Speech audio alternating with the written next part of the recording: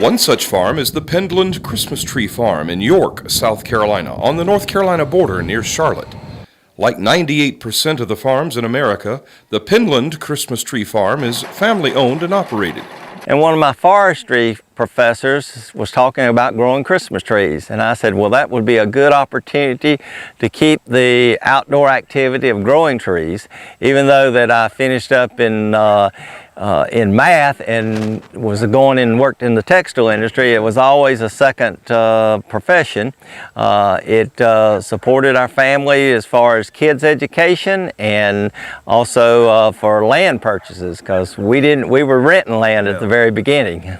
Steve and wife Judy Pendland sold their first trees in 1972, just 6 years after then-single Steve planted them. In their heyday, Pendland Tree Farm sold as many as 4,000 to 5,000 trees each year. That's scaled back now to about 2,000 to 3,000 a year. The farm opens its gates to the public each year the day after Thanksgiving, and usually by about the 10th of December, 80% of their annual crop is sold. Steve says that's true nationally as well. But don't be mistaken, Christmas tree farms are more than a one-month enterprise. It's a year-round process to keep the farm in shape. In January, we start pulling the stumps up and getting any of the we got cleared of the field. We'll start plowing the fields, getting those ready, and getting ready for the new crop. And then in March, we're starting to put out our herbicides to control our weeds and grasses. April, we're starting to do our shaping along with in May. And then in June, we'll do a little bit of herbicide, more insecticide, a little bit of that.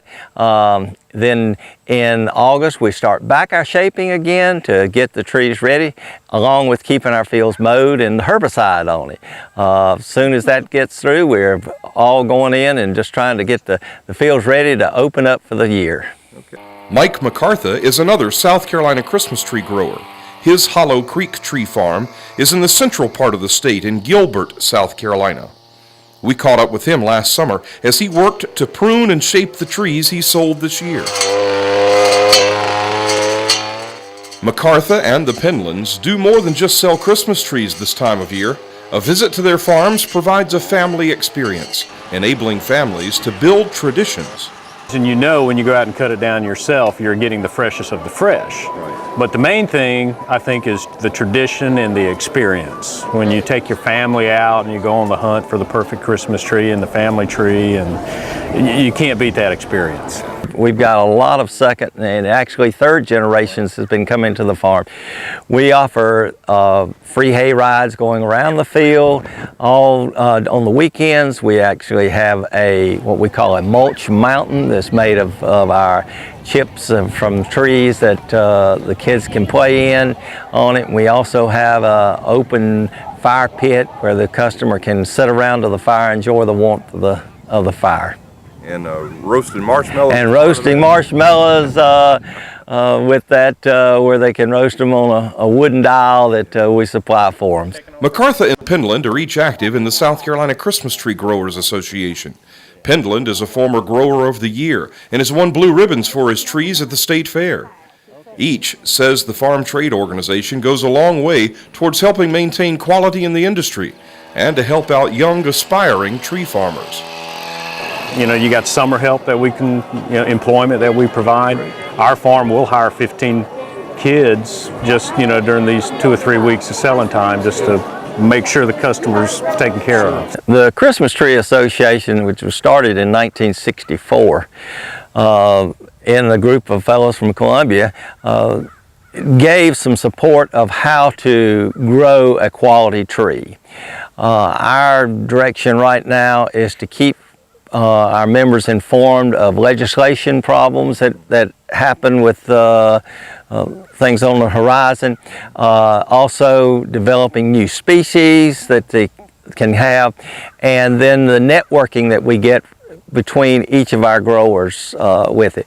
A lot of folks feel like that they can plant a tree and go off and leave it and say, come back in 5 or 6 years and it's ready to go, and we show them how much hard work is into growing a quality tree so that they don't get discouraged right at first. Penland is also on the board of directors of the National Christmas Tree Growers Association, which works with state associations to help consumers understand the importance and proper care of a fresh-cut tree. And if the tree's growing, you know that it's going to be fresh. That the tree has a good trunk or what we call handle on it at the very bottom where it'll go into your stand very easily. And then you're looking for one that will hold ornaments well.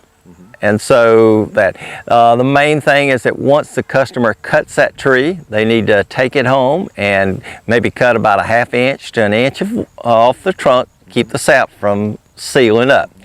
And one of the most important things is they should select a tree stand that will hold at least 1 gallon of water with the trunk. A tree will consume a quart of water for every inch of trunk. So if your tree trunk is 4 inches across, then that tree will drink approximately 1 gallon of water in the first 24 hours. And one of the most popular stands around the country is what they call a pin stand, where we'll take the tree and we'll stand it on a machine and drill a hole in the bottom of it, and then the stand just hammers on. And it's made of real sturdy rebar, lasts year after year. And it screws off counterclockwise. Sometimes people don't know how to take it off, but it just screws off. And next year you say drill a hole in the bottom of my tree, and easy. And that holds a good bit of water. Holds two gallons of water. To find a Christmas tree farm near you in South Carolina, log on to scchristmastrees.org. In a moment, we'll head into the kitchen to find out what the chef has cooking for our holiday feast.